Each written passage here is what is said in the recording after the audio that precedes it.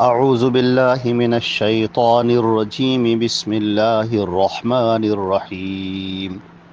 واسماعیل وادریس وذا الکفل کل من الصابرین وادخلناہم فی رحمتنا انہم من الصالحین۔ یہ سورہ انبیاء کی آیت نمبر 85 اور 86 ہے، اور ترجمہ ان دونوں آیتوں کا یہ ہے: اور اسماعیل اور ادریس اور ذوالکفل یہ سب صبر کرنے والوں میں سے تھے، اور ہم نے ان کو اپنی رحمت میں داخل کیا، بے شک یہ لوگ بہت ہی نیک تھے۔ حضرات گرامی، یہاں سے جو انبیاء کرام کا جو سورہ انبیاء میں جو تذکرہ چل رہا ہے، اور انبیاء علیہم السلام کی سرگزشت اور ان کی نمایاں خصوصیات پیش کی جا رہی ہیں، اور جس کا مقصد یہ ہے کہ مومنین کے دلوں کو تسلی ہو اور کفار اور مشرکین کو تنبیہ ہو جائے کہ اللہ رب العزت اپنے نیک بندوں کے ساتھ ہوتا ہے، اور اگرچہ کچھ وقت آزمائش کا ہو، لیکن اس کے بعد جو انجام ہے، جو کامیابی اور کامرانی ہے، وہ انبیاء کرام اور ان کے ماننے والوں کے ساتھ ہوتی ہے۔ چنانچہ اس سے پہلے حضرت ایوب علیہ السلام کا تذکرہ کیا گیا کہ کس طرح سے انہوں نے اپنے آپ کو صابر اور شاکر رکھا۔ مصیبتیں آئیں، پریشانیاں آئیں، دقتیں آئیں، لیکن اس کے باوجود ان کی زبان اللہ کی حمد و ثنا میں مشغول رہی، اور اللہ نے پھر اس آزمائش سے گزار کر ان کے مقام اور ان کے مرتبے کو اور بلند کیا، اور ان کو پہلے سے بھی زیادہ نعمتیں عطا کی۔ اسی طرح حضرت سلیمان اور داؤد علیہ السلام کا تذکرہ ہوا، اس سے پہلے حضرت ابراہیم علیہ السلام کا تذکرہ ہوا۔ یہ سارے تذکرے ہمیں یہ بتاتے ہیں کہ اللہ رب العزت اپنے بندوں پر بے انتہا مہربان ہے،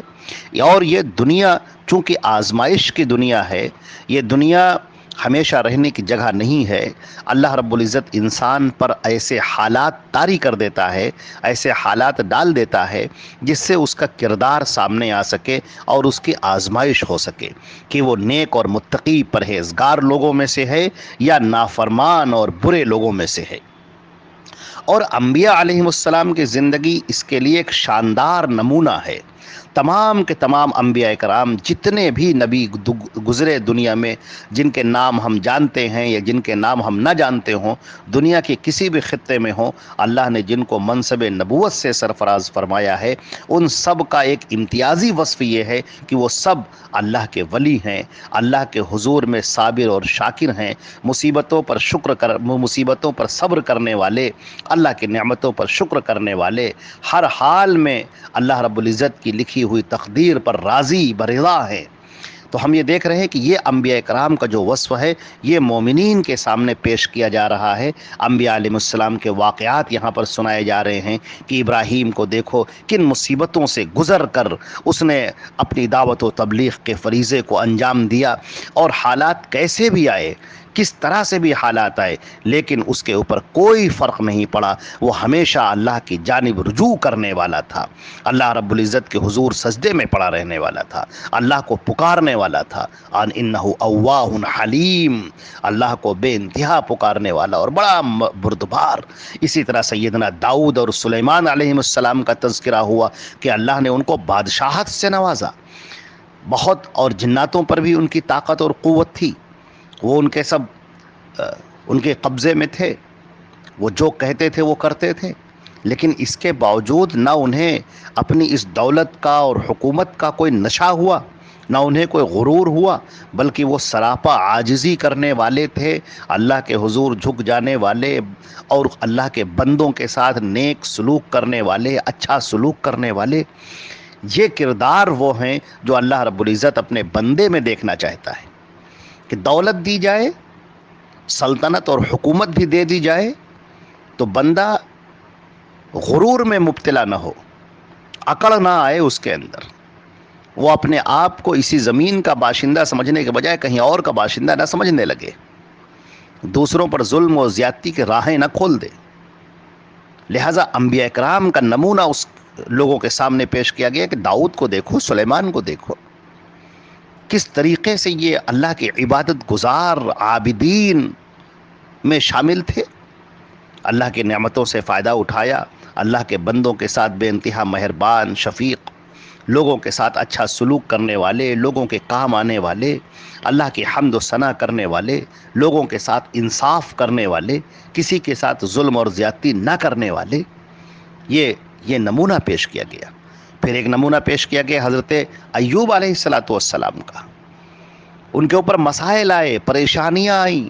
پہلے دولت تھی، وہ دولت چھن گئی، پہلے مال بہت تھا، مال چھن گیا، بڑی اولادیں تھیں، بہت خاندان کے افراد تھے، بڑے جانور تھے، سب چھن گئے، ختم ہو گئے، لیکن وہ پہلے بھی اللہ کا شکر ادا کرنے والے تھے اور اب بھی اللہ کا شکر ادا کرنے والے، صبر کرنے والے۔ اللہ رب العزت نے حضرت ایوب علیہ السلام کا تذکرہ کیا کہ بندے کے اوپر ایسی حالات آ سکتے ہیں، لیکن وہ اپنے آپ کو نیک اور پرہیزگار اگر بنا کر رکھتا ہے تو انجام اسی کا ہے۔ حالات بہت جلد تبدیل ہو جاتے ہیں، دھوپ رہتی ہے نہ سایہ دیر تک، کوئی بھی حالات ہمیشہ ایک جیسے نہیں رہتے، حالات کو تبدیل کرنے والی ذات اللہ کی ہے۔ اس کے بعد فرمایا گیا یہاں پر وَإِسْمَاعِيلَ وَإِدْرِيسَ وَذَا الْكِفْلِ، اور اسماعیل کو دیکھو، ادریس کو اور ذوالکفل کو، کل من الصابرین، یہ سب کے سب صبر کرنے والے بندے تھے، سب کے سب مصیبتوں اور پریشانیوں اور آنے والے مسائل اور دقتوں کے سامنے جم جانے والے، اللہ کو یاد کرنے والے۔ اللہ تعالیٰ فرماتے ہیں وَأَدْخَلْنَاهُمْ فِي رَحْمَتِنَا، ہم نے ان سب کو اپنی رحمت میں داخل کر لیا۔ انہوں نے صبر کا مظاہرہ کیا، شکر کا مظاہرہ کیا، اور ہم نے ان کو اپنی رحمتوں میں داخل کر لیا۔ ان کے اوپر بے انتہا رحمتیں نازل ہوئیں، دنیا میں بھی ان کا بڑا مقام ہے اور آخرت میں بھی ان کا بڑا مقام ہے۔ انہم من الصالحین، یہ سارے کے سارے لوگ نیک لوگوں میں سے تھے۔ جو صبر کرنے والے ہیں وہ اللہ کے نیک بندوں میں شمار ہوتے ہیں۔ جو حالات پر صبر کرنا سیکھ جائے، جو یہ جان لے کہ یہ دنیا ہمیشہ کے لیے رہنے کی جگہ نہیں ہے، اور ہمارا رب بہت مہربان آقا ہے جس نے یہ سارے مسائل ہم پر ڈالے ہیں، ہم اس کو راضی کریں، اس کو خوش کریں، اس کے سامنے سجدہ ریز ہو جائیں، اس کو پکاریں، اس کو تڑپ کر پکاریں اور اسی پر بھروسہ رکھیں، اور اس کو چھوڑ کر ادھر ادھر کی طرف مت جائیں، کسی خانقاہ کی طرف، کسی درگاہ کی طرف، کسی مزار کی طرف، اور جو اس طرح کی چیزیں ہیں شرکیات کی، ہم ادھر نہ جائیں۔ ایک اللہ پر یقین رکھیں، توکل رکھیں، اسی سے مانگتے رہیں، وہی حالات کو تبدیل کرنے والا ہے اور وہ تبدیل کرے گا۔ یہ وقت ہمارے اوپر سے گزر جائے گا۔ حضرت اسماعیل علیہ السلام حضرت ابراہیم علیہ السلام کے بیٹے ہیں، اور انہوں نے بڑی قربانیاں پیش کی۔ ان کی قربانی جو کا ہی وہ جو ہے نتیجہ ہے کہ آج بھی اس کو لوگ یاد کرتے ہیں، اور اللہ رب العزت نے ان کے ذکر کو باقی رکھا ہے۔ اور عید الاضحیٰ کا جب موقع آتا ہے اور اس میں قربانی پیش کی جاتی ہے، وہ حضرت ابراہیم اور اسماعیل کی فرما برداری اور ان کی اطاعت اور ان کے صبر و شکر کی یاد دلاتی ہے۔ اسی طرح حضرت ادریس علیہ السلام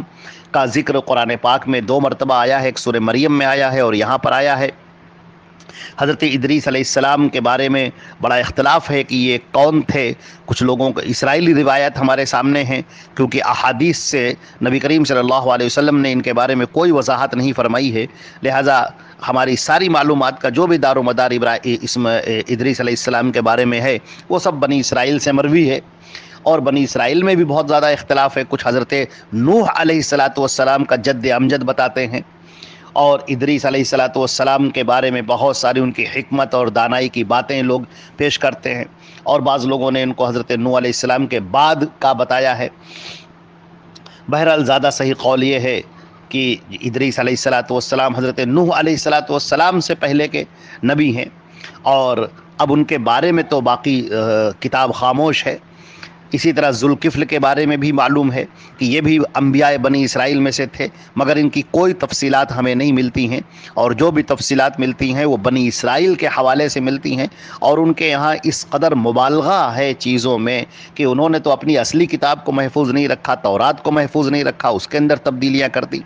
بنی اسرائیل بڑے عجوبہ پسند لوگ ہیں، وہ ایسی ایسی کہانیاں گڑھنے کے ماہر ہیں کہ جو انسان کے ذہن اور دماغ میں بھی نہ آویں۔ وہی دیو مالائی کہانیاں، پریوں کی کہانیاں، جنوں کی کہانیاں، اسی طریقے سے وہ اپنے انبیاء کرام کے ساتھ بھی اس طرح کی چیزوں کو فٹ کر دیتے ہیں، لہٰذا ہم اس کے اوپر کوئی بھروسہ نہیں کر سکتے۔ البتہ یہ ضرور ہے کہ اللہ رب العزت نے ان انبیاء کرام کا نام جو پیش کیا ہے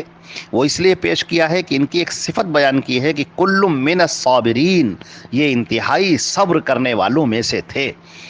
اب ظاہر سی بات ہے کہ نبیوں کا یہ جو اسوہ ہمارے سامنے پیش کیا گیا ہے، ہمیں اس سے دلچسپی رکھنی چاہیے کہ انبیاء کرام کا یہ وہ گروہ ہے کہ جب ان کے اوپر مصیبتیں آتی ہیں، پریشانیاں آتی ہیں، جب مسائل ان کو چاروں طرف سے گھیر لیتے ہیں، اس وقت بھی یہ صرف قائم رہتے ہیں، اپنے اللہ رب العزت کو پکارتے ہیں اور اللہ کی فرما برداری اور اطاعت پر قائم رہتے ہیں۔ ان کی زبان اللہ کے حمد سے اور اس کے شکر سے لبریز رہتی ہے اور ہر وقت تر رہتی ہے، اور ہم لوگوں کو بھی ایسا ہی کرنا چاہیے۔ مصیبت کے سامنے پریشان ہو جانا، بلبلا جانا اور اپنی زبان سے الٹے سیدھے الفاظ نکالنا یا غلط سلط حرکتیں کرنے لگنا یا یہ کہنا کہ کیا ساری مصیبتیں ہمارے ہی لیے ہیں، اس طرح کے الفاظ کہنا یہ بندے کو ناشکر گزار بندہ بنا دیتی ہیں اور اللہ کی رضا سے دور کرنے والا بندہ بنا دیتی ہیں۔ لہذا اپنی زبان پر قابو رکھیں،